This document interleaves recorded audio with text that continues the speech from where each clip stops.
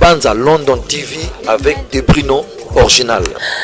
Mbote mingi na ba abonné à 2ML TV original.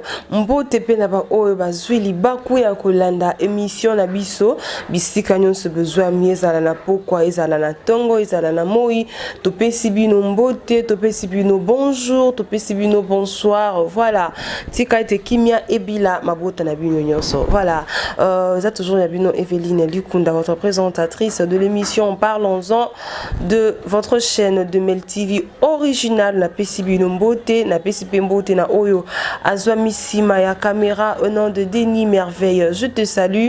Je salue aussi le boss des Bruno original papa social na pesio mbote voilà de King. Je salue aussi ma fille Keola Mayangi Kalombo. Je te salue sans oublier ma soeur Mayangi Elisabeth depuis London na pesio mbote na nilisusu. Na pesipe mbote nanga na équipe Mobimba tosinga na télévision la pesibino mbote.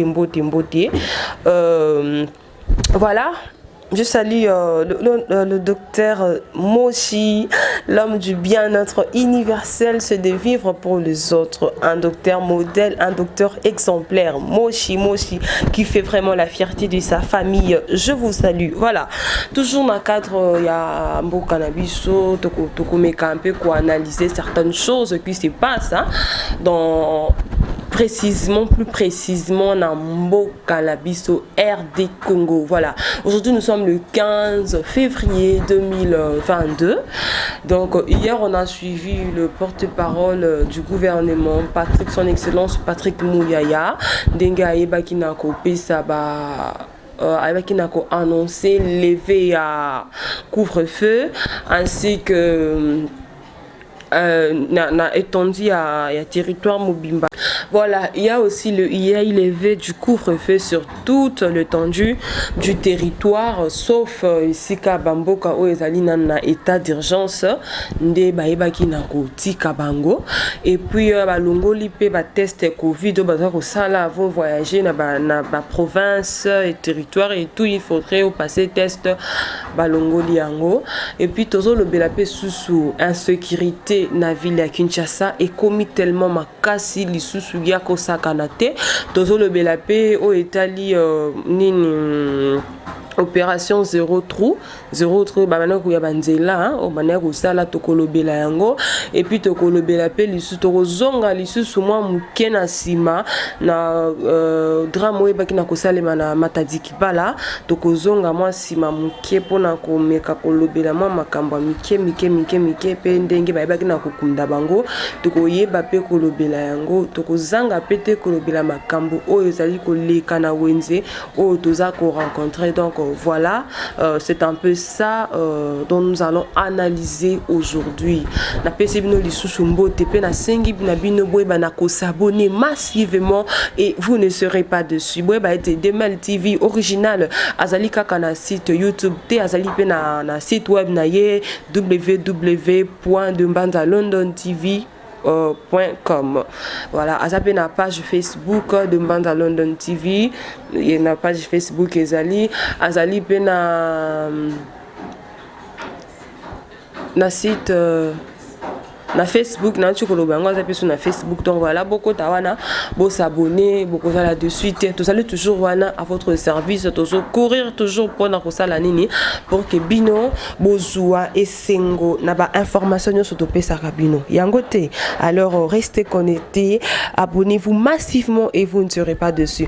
Tozongi na likambo ya couvre-feu ndenge ba longoli ba couvre-feu oyo boye. Pour moi je dirais c'était pas vraiment pour moi c'était pas une bonne idée balongola pour nanga avi nanga ndenge nazo pesa au moins déjà à l'euro to kendeki nango et sunga bon pour na peut-être pas batomsu sur misala et la capareta to ki ko comprendre même pour la fois qui vont batika couvre-feu à 23h déjà mouton ça en a parlé pour et bana ko sunga biso vraiment to lala bana ko sunga biso vraiment to pema oyebi likambo bar surtout non ba bar hein bango baba comment ki ko lekisa moi mingi na ba place commerciale du genre bato bazaka na Force, Chaba, Victoire, Matete kuna côté ya Banunu wana na Lemba côté ya babar ezalaka ebele toujours côté kuna ya Kimbuta donc na beau marché kuna côté ba cheta donc ezala mama plein pona nga faki loko wana ezana nukaka pour que echano pe ordre bato bazo rappeler ata moi temps ya kopema mais bon le quoi mon konzamboka a décidé to balongola yango c'est bon pour bato ba fête pe bakoma ki fête tongo za bouton bimba makele la ta moi anniversaire à moi ngo koma tongo pona nini basi bachaka makelele bouté salema pona kopema mais on verra que beaucoup ne respectaient plus mais quand même moi couvre-feu o ya ki côté ordre. Hein, et pas que vraiment à côté ordre, les gens se reposer au son appelé boy musique P4 à 22 heures sentir que ordre mongo boy et sali. Bon on konzamboka loko la yo longo le loko wana il va peine que ce soit mesurement pour la bataba bar. Hein, pour la bataba bar, ils ont un mesurement boy pour tout le monde loko ndenge zongi boy biso tokola la souté. De ce message à 22h 23h déjà Mute kiti mais tango longo le loko papa yeba ke biso bana na tokola la lisusu te on dirait otomboli ba drink wana o yekata na otombola mosusu e mata pour que ba yeba na ko sala ko sala la musique et tout jusqu'aux heures tardives donc sur ce plan en tout cas mon konzamboka na osenga na ba ministre na osenga na ba député boy ba vraiment na ko tia moi c'était de colère le kona pour que moi ordre ezala na lobaki après yango to lebela o etali insécurité hein non makambo ya nini ya test ya covid oh papa na biso ki no bandeko na ngeke e komaki déjà ya koleka hein. Donc avant de voyager, il faut ça les test. Parce que test wana ko ça les sango $30. Bah l'équipe ça qui va pour la place on a félicité chef de l'État, na félicité pe conseil des certainement avant les Cambo le conseil des ministres et les kaki et ça là qui j'ai vraiment apprécié cette idée. On a vraiment apprécié. Tu as apprécié mon frère Denis Otaï depuis France mbote na yo abenga kinga singa lobi en tout cas na yo ki na sepeli ma bébé pe a sepeli ka lobi tala vraiment mamle mwana nanga ba moni saki biso pasi ko futa ba $30 au kende dans l'hôpital intel ba songolo pa kala kende ko futa mbongo pour que ba sala yo test donc comment ki ya koleka mingi donc ba sepeli mingi na likanisa na mkonzambo kazu ya koloba ete eloko wana ba longola yango voilà to kotina o etali en sécurité vous savez na mboka la capitale lokola Kinshasa. Et puis, na ba place ezali de la centre, hein, na ba centre. Ce n'est pas bon moi ba nungu ezalaka à chaque fois et ça la mabe. Ozomona et chaka batu mal à l'aise. Hein, ezalaka bien te na centre na ba capitale. Ndenge toza na capitale awa boy. Mon lo ba loka biso toza na ba Kasavubu, ba ba loko na ba ngiri matetepe hein, ezali ma. Et moi ça la bien te ba insécurité ko baka ça ne fait pas du bien. Comme nous je suis à Kasavubu. Donc de l'autre côté ici na ba voisin na biso pene ba fanda na ba Irebuana. Hein? Dernièrement, ma sœur était au bêta à 8h. Victoire, Matete, hein? Kasavubu, Kalamu, et ça va comme une moko, ma bilo, Kuluna, hein? Il fait ça la zalate. Pourquoi? Parce que nous sommes vraiment dans le centre. Biloko wana, Kuluna, et puis c'est pas propre. Namboka logo la bisobo, na Kinshasa, ba police, ba tonze belé. Hein, ba société zébélé na ba quoi ba police ba kili ba insécurité zalar et sonner bien temps comme dernièrement ba tu ba vendre na Irebu duso toyoki to mona ki kutu po arriver ki pe to zala ki wana to assister comment est-ce que ba cambrioleur ba ki ko sala ko to benga ba nani Bakuluna, je peux pas dire bon Bakuluna au niveau hein, Bakuluna ma bata mona ba armée wana, des hommes armés. Ba ki ko yiba changer moko wa boy. Hein, a changer ka mbongo à 8h hein, 8h du matin. où tout le monde était déjà. Et puis, wana na place, wana, ils ont juste une entrée Gambela. L'entrée Gambela, les policiers, parce que là, wana, pour la circulation, ils ont la malame. Mais chose grave, ils ont volé quelqu'un là-bas. Hein? Et puis, yibi mutuna 8 heures échangeur, moi, dans la wana, yibi mbongo. Mega kosane, c'est pas ça l'intervention, landaye. Na liboso kuna, comme côté à Bandal, ils ont tiré sur un montard. Il est mort sur place. Makambo Abou. Déjà, en écoutant des gens qui étaient parqués, balanda qui miyibi wana, balanda qui ba homme armé wana, comme la société moko ça la na sport. Bazo leka, braqué ba policier mais mam qui la mutu, kimi. Donc tu vois que bato, où est-ce qui s'est gagné? Musu azo sa musala na ye mais azan esprit braqué ka arme britan akimi atiki poste mutu moko na masasi bakoki kokanga ete ti bakimi bakesi wapi bon ti siko pe to yebi suite mais jeune ya bato et puis toyoki ke non mbongo wana ye moko témoigner lobi ke ce ka po linga mo tolinga tozwa image ye moko témoigner bimbongo na so sala ona kende ko defango na banque a défaqué 1 million. 1 million de francs, 1 million de francs congolais. Na badola mike déjà zaki nango malette wana munene. Baby na ko yibaye. Donc il est par terre maintenant. Pourquoi? Pour la insécurité. Pour la insécurité. Pour na quelque part pe ba kuna kusala musala ba policiers bazo sala musala ba pas comme ça. Donc vous pensez qu'à cette il y avait pas de policiers na place wana. Mais qu'est-ce qu'ils ont fait? Qu'est-ce qu'ils ont fait quand ils ont vu ça? Qu'est-ce qu'ils ont fait? On ne sait rien. Quand on est dans le Bélabino actuellement à Matete. Bana batandu na bana banunu.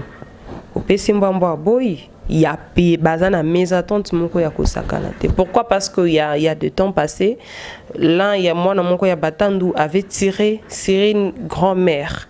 Koko moko boye ya bana banu a tiré ya boye. Mère wana badan na nyoso e bima. Mère akota koma. Donc wana et salanini et réveilla conflit mo boye. Ti lelo. So cause na batando pour okende o leka ozo transport na Matete quelque soit que na côté baba nunu kuna tu dois contourner et actuellement na bande wana entre batando et banunu nzela wana batu baleka ka susute. Pourquoi? Parce que soko leki bazana yo bazo tokisa ba machette bazo tokisa ba gilette pour soki ba chete la vraiment trace mona kete bana banunu nde basala kinini bazoa kinga et puis oya batandu pe bango pe babizu pe to kovanda te bango pe batokisi ba gilette batokisi machette oya banuza mingo koma na batandu moi ezate hein. Donc en sécurité côté kuna ya kosakana te bakonza mboka botala no makambo il faudrait renforcer pour boyeza bien te. Donc babi okotambola na moi ata koto boyo na nini na place nini obe koto yo kaka ya nini ya KVA koto nte ba Victoire wana otambola na sac nous ça soit l'est pour éviter ba ko utela ba benzi yo na force kaka à partir à 17h déjà otambola za na sac il faut kanga makasi pour éviter sikanina ba montard ba comme ba erne ba komi ko yibi ba komi na batu na bango ba benjo saki ba ki dona ba nunu aérobans ba ki na ba classe ba komi ba za ba comme obligé à contourner pour que ba ki de école. Donc moi ba les kasus ndela na ba nunu ezate pour kapaswa ba meki ko leka ezama wapona bango. Donc ba konzamboka we ba mana kokota makambo wana pour renforcer sécurité pour sinoter population de éco-sila. Donc on a vraiment ils a bien été hein ma place sauter ba mato mbama ko améliorer en sécurité comme mingi na ville ya Kinshasa. Donc surtout que abosu bolongo likasi couvre frango de to ebite ndenge nini kozala to yebite ndenge nini kozala c'est bando côté ba tuna bandako pour muto sa komine ko tambola ba ko ba te o muibi o pona kaizaki le ko ko fezaki 23e tout ça ndia ba il faut ba kanga yo siko le temps ko fofé o longwe donc c'est que nazo ke bana ba yamba batando na ba numa wa pour ba ko risquer ko kota na yo ko ma kota na bandako hein et comme Kamboko na bandako ba sala ba ki ko sala pe bon voilà. Donc on essaie un peu de revoir sur ce plan. Il y a vraiment une insécurité dans la ville-province de Kinshasa comme pas possible. Côté à Bamonga Fula, côté n'en parlons pas. Côté à Bamboudi Kuna, côté n'en parlons pas. Hein? Côté à Bakala Mukuna, tout ça. Donc, côté à Salongo Kuna, donc, c'est qu'il y a Kolobaku tout est. Insécurité comme ma casse na ville province ya Kinshasa na bato ya taxi ba komi ko enlever bato o suduka bato komi ba porte ko bunga o kine oke boy zonde ko na bino ko to bakute na terrasse de quoi je fais ba bomaki ba bora ki ko ta poids lourd kuna insécurité et comme ma casse insécurité comme ma casse to ko singa na ba député to ko singa na ba ministre to ko singa na ba konzi na biso vraiment bolobela likambo botal likambo o ya insécurité na mona ki excusez moko ya ba konzi na biso abazo ki dikazima ko ba biki o azana connaissance ya kuluna ayeba na ko benga ba pesa ba numéro hein ba pesa ba numéro moko banda ko leka na ba télévision mais to ebité sukoli kamango suka boni. Hein? Tu habites Soukaboni où en sommes nous actuellement dans la place Ouana.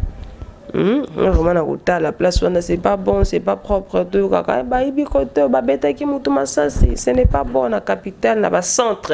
Et ça qu'on a fait un faut qu'on a de comprendre. Ah non mais la centre c'est grave hein.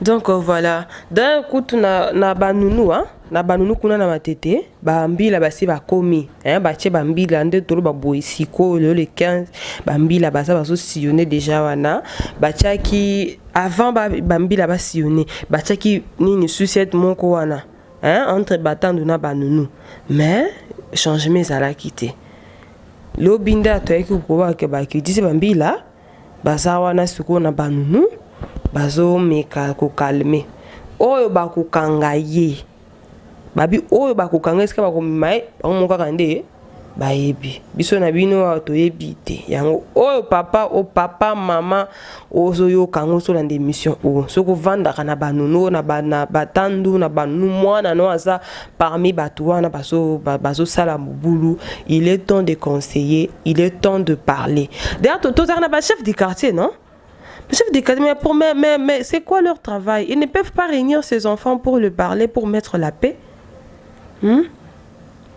Ils ne peuvent pas réunir. Au moins un peu batu o baso sala makambwana ezana bango bana ya place wana te.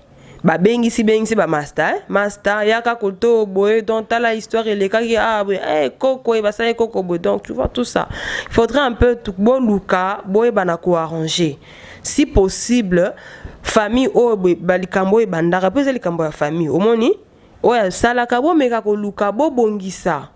Hein, bon mais quand il s'appelle problème on a pas éco infecté tout un quartier donc bon ça la bien ça la propreté bah toi comme une insécurité bah toi bazole ba maman bazole là plein d'autres tourner au déposer qui ba maman bah na ba qui ne classe ma comme ko banga on ne sait pas qu'est-ce qui peut leur arriver na nzela est-ce que bazo kende donc c'est un peu de revoir ces problèmes de l'insécurité et puis na nini na papa likamo basala qui a ba nini oya ya nini toke na opération zéro trop ya banzela wana ko bongisa banzela toza musala babandaki bo na nini na kala na nini na victoire hein so ozo bimingo mo keniti muntu akende na yolo niti muntu azokende na nini na côté ya la grâce ça le rabi bembe nzela ba bongisa wana na victoire après monseigneur Moké le travail est arrêté.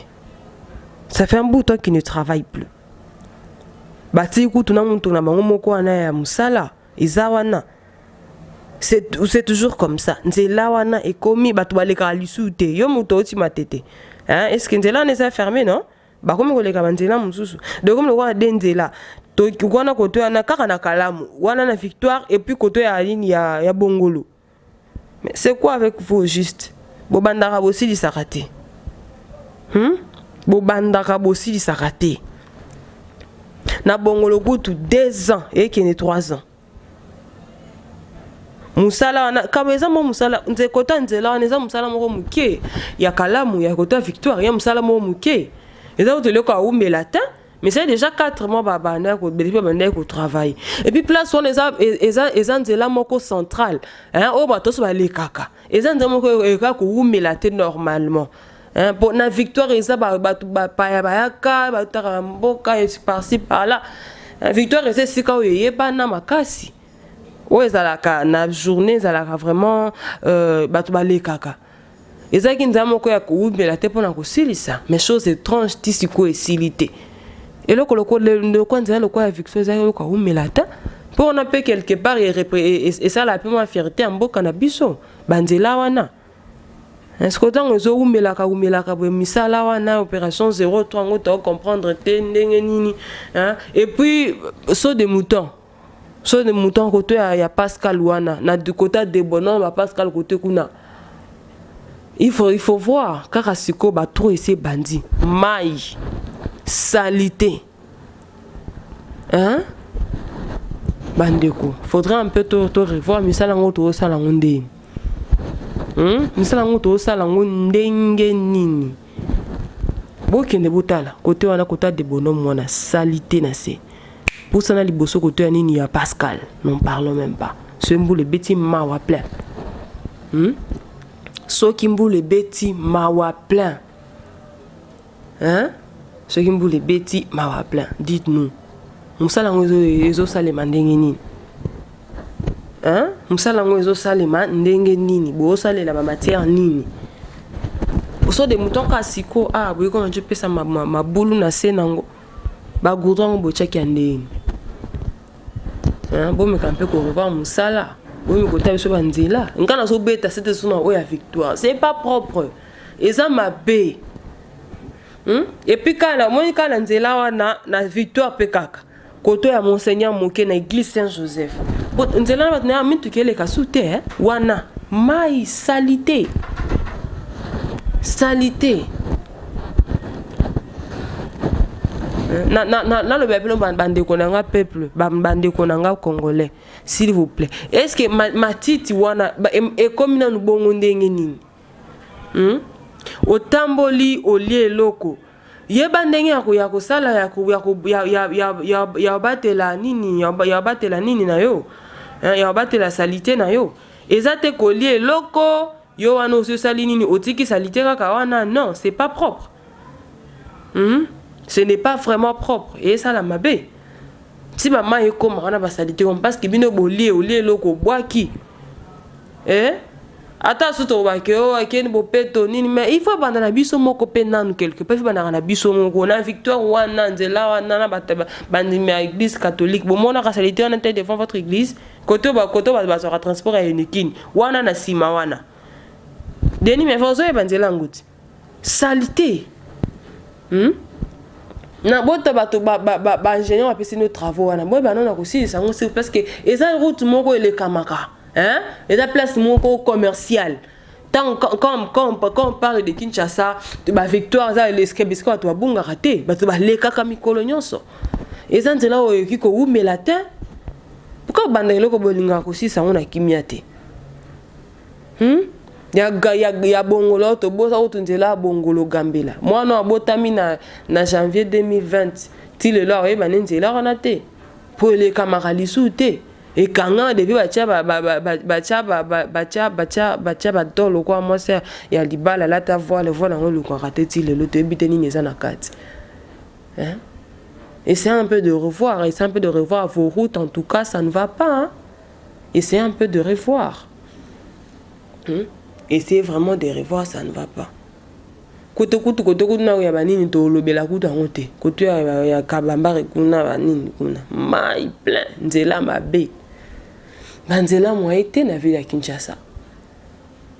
0 trou. C'est comment votre travail opération en auto et on peut soutenir nini sale et comment. Tantôt vous travaillez, ça ne traîne pas, ça ne traîne pas. Hein? Mais félicitations, hein? Côté à Makanza quand même, na Giringiri, ça va. Côté de Konanga Blandi, na Peshombote, na Papa Fedo, na Pesibinobote. Ainsi que ma chérie Brianna et Miradi, notre garçon Roy, na Peshombote. Dis là, on a vraiment na Makanza, ça va, hein? Côté on a quand même, ça va. Moussa les Okoba, Tina Nini na Makanza, Kuno Bimela 24, hein? Ça y est, Kotuguna, ça bon. Et puis, merci beaucoup. Hein? Tout le monde, balongoli nini na pour la université. Professeur basala qui grève, ils ont enlevé ça. Cours réseau banda. Tout ce qui n'est pas le cours réseau banda beti d'abord qui est classe. Le cours laissé bandi, bok tanga. Hein? Dan Kapiamba, mon ami, sûr, dans nos îles, mbote mingi na CP Franck compétent, na Yemoko Sébastien Christian Bomanga, na Pécho Mbote na Naomi na Pécho Mbote. Voilà, la CPA de jeu de RI qui passe maintenant en jeu 3, na Pécho Mbote. La Pécho Mbote. Ko yango ne zonisi. Bolelaki, bosalaki ba marche, botanga pe. Makamoki makurwana. Botika. Et puis pardon, bolé bisto koto ki na suka, hein, nazo ki vraiment na suka. Nenga na zonga na moi c'était nenga bita moi c'était muke. On de ko innocent Balou mais notre star avait dit aposta qui na compte na hein. Bato bande ko loba ke non voilà album na yo kamite parce que makambo ya matadiki bala hein et yaki na moi ampleur moi par rapport. J'ai aimé la réponse qu'il a donnée. Au lieu de mettre de tweeter, au lieu de mettre sur vos pages Facebook, de donner vos condoléances aux familles éprouvées, pourquoi ne pas aller faire un geste, hein? Un geste particulier, un geste de bonne foi, un bon geste na famille wanetikali. Au lieu de mettre, de tweeter nos condoléances et tout. Bon, merci à ceux qui l'ont quand même fait. Le baki na zozonga ka moi si ma pona commenter les kende ko le baki mette ba finga quelque non il y a le baki mabe en police c'est un inventaire non. Il avait très bien répondu quant à moi il avait bien parlé. Non, au lieu de tweeter, au lieu de mettre sur les réseaux sociaux, il serait mieux d'aller consoler nos familles qui sont là-bas. Et puis pourquoi ne pas qu'on ça les là-bango marché? Kosela bango marché pour que eloko wana ekoma lisusu te na biso moko pe ba congolais ozomona ke sika o ezali na danger mais ozo quand même ko oser ko teleme sika wana misu kuta ba garçon ba suba kana ba place na ba place au courant ba benga on ezara nini susu ba nini ba poto ozo suba. Ceux qui couraient, il y a tel lieu, on est salio. Bon, j'ai aimé en tout cas comment est-ce que la famille était honorée, le corps était très bien exposé. Les cas qui m'a là, moi, et les cas qui m'a là, mais choses graves, des choses, il y a ma qui na vie sur terre, vivre qui n'a pas si na mignon commun, comme on a funéraire na bango, les cas qui m'a là, qu'on les cas vie au boye. Qui sur terre. En tout cas, essayez un peu de revoir sur ce point. Pour que ma gambouana et c'est passé du sous-souté. Ceux qui le connaissent, c'est passé bon, c'est parce que qui n'a pas ça nini, qui n'a choisi, qui n'a pas côté kate, vous mettez canal libanda pour que survivre na famille, mais les camarades et koyaki quoi faire, ça la qui. Baïbaki na ko kufa na se ambula câble koyaki bakindaki paix à leurs âmes et puis aux familles qui vont batikali j'espère jusqu'il-là tabakundi mais moi t'es passé ça vraiment na libota pona ko perdre boya bango maman ba papa ba kufaki bande kamba le paix passer bana ko kufa jusqu'il-là passé ça kana mitema ata bo pesa bango ba millions et longo la pas chuté o ifanya kata mitema na bango. Donc voilà, ça là. Et puis je vais dire une chose. C'est pas vraiment une polémique ou un manque de respect, non. Avec tout le respect que je vous dois, d'ailleurs je l'aime beaucoup, le prophète Joël Francis. Tatou, je l'aime beaucoup, c'est un prophète que j'aime vraiment beaucoup. N'a pas témoignage, j'ai bien malam buna mais papa il ko so sala oya ko sala ba prophétie na hôtel, voilà hôtel ceci. Pourquoi ne pas papa copier ça soit ta prophétie na o etali Covid? Copier ça soit ta prophétie na ba phare de ces boy bisa bango ke botala banguna na bino siko tozolo babu na 2 heures yo na 1 heure ba kozala na tel endroit pour la guerre wana ya STC là il faut beau ça la boy. Nous avons besoin de ce genre de prophéties, que des prophéties ya ba soutien-gorge, que des prophéties ya ba nini ya ba hein, il y a pas hôtel, hein, il y a pas hôtel, Mutakala, il y a non, comme ça, c'est pas vraiment trop bon, papa. Pourquoi ne pas nous donner ma prophétie du genre, il y a Covid, il y a Est Nengizolika, hein, qui y a Mutakala, bateau. Bon, je sais pas. J'espère message au ekoma ekoma la yo to lukapeno moi audience peto single audience na ba yi bon ça singa no me ko expliquer sur makambo le kamikolo ezandenge ni poto zo mona kaka. Allo. Ozana hotel, ola tsa bolumbu, oza boy, ozana na kaje, ozana hein, olwarani tâche na nini boy papa, c'est pas vraiment bon. Hein? Biso tout ça tout ça na posa la prophétie du genre kuna na es batu bazokufa botala faire d'essai bozwa likambo dans solution na bino yango nzamba lobi pone lokwane sila botala nzamba lobi boy et ko sunga population hein ke ba mitakala.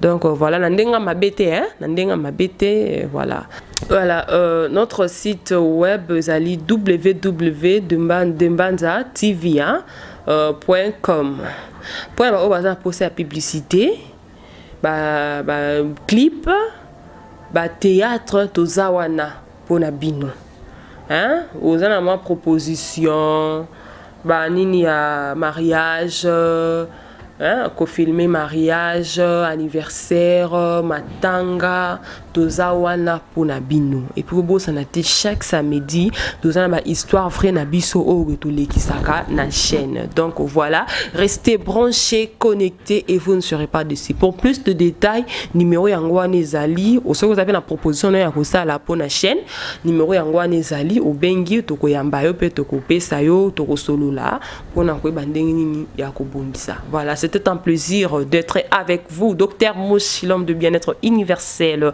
Mbote na yope, merci nandenge olandingai. Bon s'abonner massivement, beaucoup ça l'a jamais déçu. Donc c'est un peu ça.